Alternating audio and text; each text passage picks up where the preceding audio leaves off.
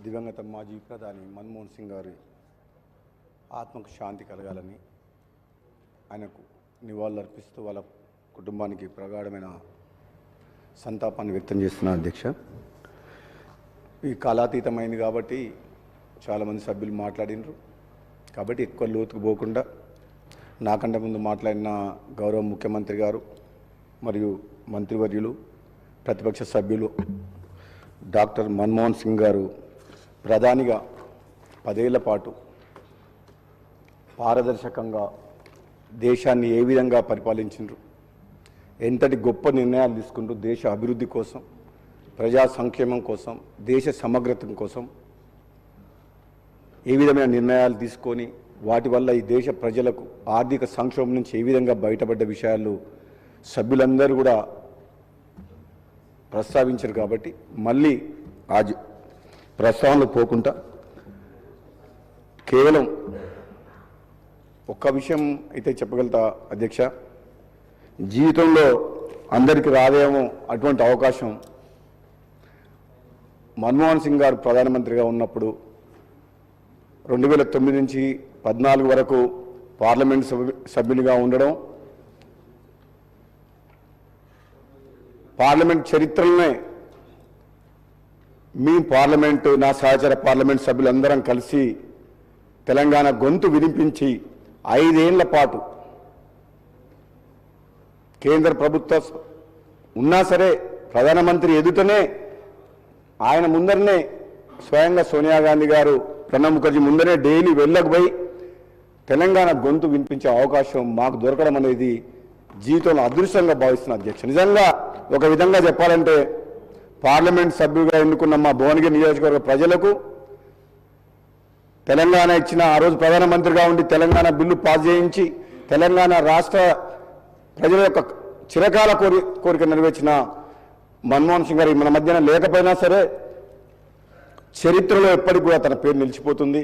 మేమందరం కూడా దాన్ని అదృష్టంగా భావిస్తున్నాం అధ్యక్ష.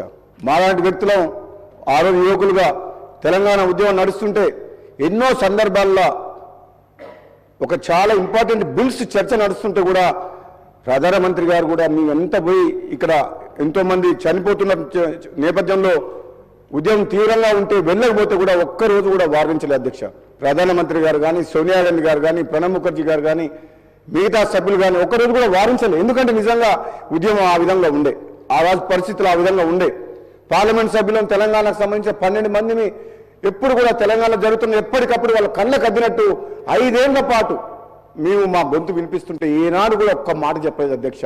ఎన్నో సందర్భాల్లో మా బాధ తెలుస్తూ ఇక తెలంగాణలో ఉన్న పరిస్థితులు ఎప్పటికప్పుడు ప్రధానమంత్రి గారికి తెలియజేసే అవకాశం మాకు దొరికేది అధ్యక్ష. ఎప్పుడు అపాయింట్మెంట్ అడిగినా మేము ఎంపీలం పోయి కూర్చొని మాట్లాడితే నిజంగా గొప్ప మా మహానుభావుడు మన మధ్యన లేకపోయినా సరే ఆయన మా బాధ వినేవాడు అధ్యక్ష.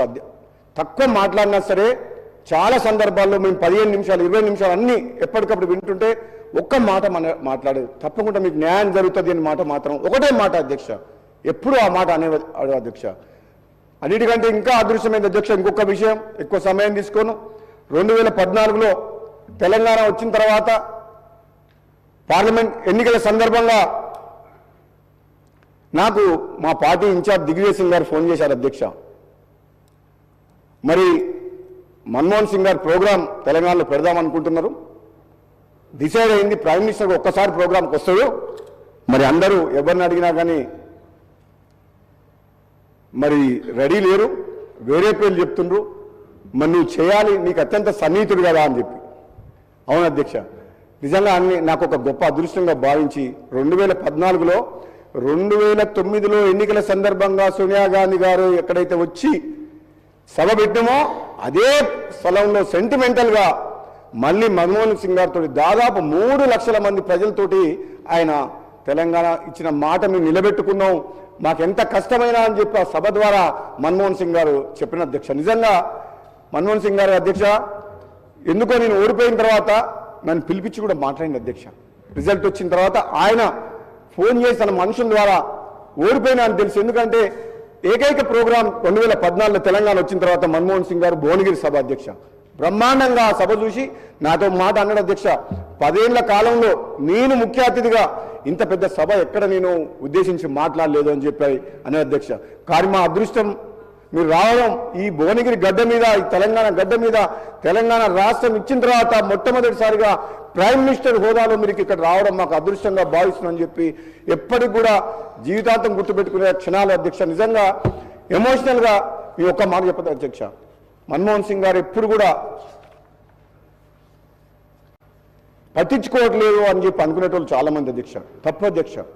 ఆయనకు మా బాధ అంటే ఎంత ఫాస్ట్గా ఒక విషయం గురించి ఎప్పుడన్నా అతని దగ్గరికి పోయి పార్లమెంట్లో ఎప్పుడంటే అప్పుడు అపాయింట్మెంట్ ఇచ్చాడు అధ్యక్ష మా సభ్యులకు.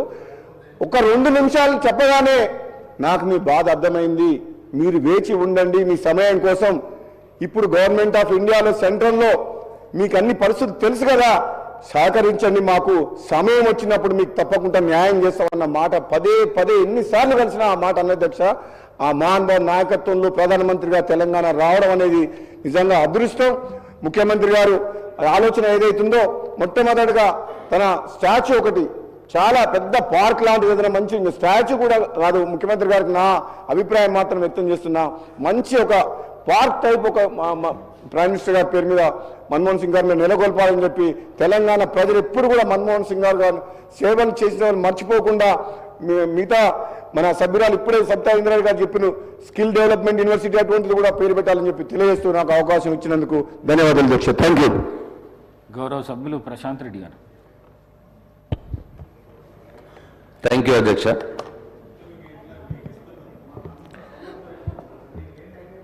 మాజీ ప్రధాని డాక్టర్ మన్మోహన్ సింగ్ గారి మృతి